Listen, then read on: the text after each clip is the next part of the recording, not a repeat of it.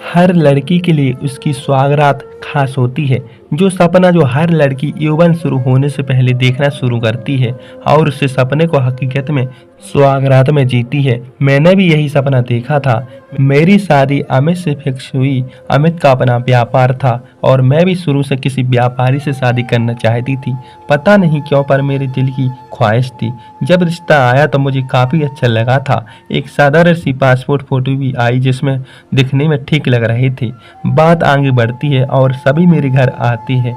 एक साधारण परिवार से हूँ तो सब आने वाली थी। मेरे मन में बेचैनी होने लगी, लेकिन जैसे ही लोग आए मैंने चोर नज़र से सबको देखा, लेकिन अमित तो कहीं दिख ही नहीं। मेरी भाभी ने बोला, लग रहा है अमित नहीं आई, घर के लोग ही देखेंगे। मेरा मन उदास था। मुझे बुलाया गया। जैसे ही चाय लेकर अंदर गई मैंने देखा दरवाजे की साइड अमित बैठी थी, लेकिन जैसा फोटो में था उससे अलग। फोटो से लाख गुना ज्यादा अच्छी, गोरे और भूरा चेहरा, हल्के लंबे बाल, चेहरे पर हल्की दाढ़ी। अब उन्हें देखती कायल हो गई, लेकिन मन ही मन में डर और बैठ गया कि क्या लड़का मुझे पसंद करेगा। खैर सब जा चुके थे और मेरी तरफ हाँ की खुशी साथ भी आसमान में थी। अमित ने मेरी भाभी से मेरा नंबर लेके मुझसे बातें करना शुरू किया। बातों ही बातों में कब प्यार हो गया पता नहीं। आपको काम यौवन भरा शरीर करना चाहता था। अमित को देखने के बाद, बातें करने के बाद पहले से 10 गुना ज्यादा बढ़ जाता है। हमारी शादी हुई, हमारा स्वागत का दिन आया।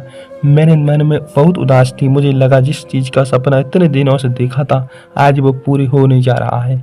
साथ में मन में बेचैनी और घबराहट थी। अमित कमरे में आते और मेरी बेचैनी बढ़ती है, लेकिन कमरे में आते वो बोलती है, घबराओ मत, आराम से रहो। हम कुछ देर बात करते हैं। शादी में क्या हुआ, कौन रिश्तेदार क्या बोला, इसी बीच इस बात का इंतजार करते रही कि कब ये आदमी शुरुआत करेगा। मन तो कर रहा था मैं पहले कह दूं, लेकिन सोच रही थी कि पता नहीं क्या सोचेंगे मेरे बारे में। उन्होंने बोला, देखो किरण, मैं आपको माँ बाप का इकलौता लड़का हूँ और मैं आज से तुम्हारा पति हूँ। तुम्हारी पूरी जिम्मेदारी मेरी है और मेरी पूरी जिम्मेदारी तुम्हारी है। तुम जो बोलोगी मैं करूँगा, बस तुम कभी मेरे माँ बाप के खिलाफ कुछ मत बोलना। मैं तुम्हें वचन देता हूँ, नहीं तुम्हें कभी नहीं छोड़ूंगा, तुम्हारा साथ दूंगा चाहे जैसी भी परिस्थिति हो। लेकिन तुम मुझे वचन दो कि तुम कभी मेरे माता पिता को अलग करने की बात नहीं करोगी, उससे अलग कहना चाहोगी।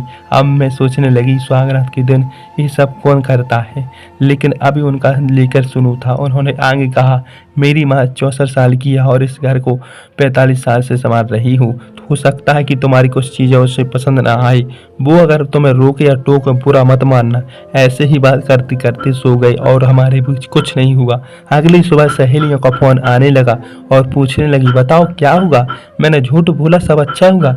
ऐसे ही करते करते मेरे 1 हफ्ते बीत गए, लेकिन मेरे बीच कुछ नहीं हुआ। जब मैंने यह सब बात भाभी को बताई, उन्होंने बोला, थोड़ा वेट करो।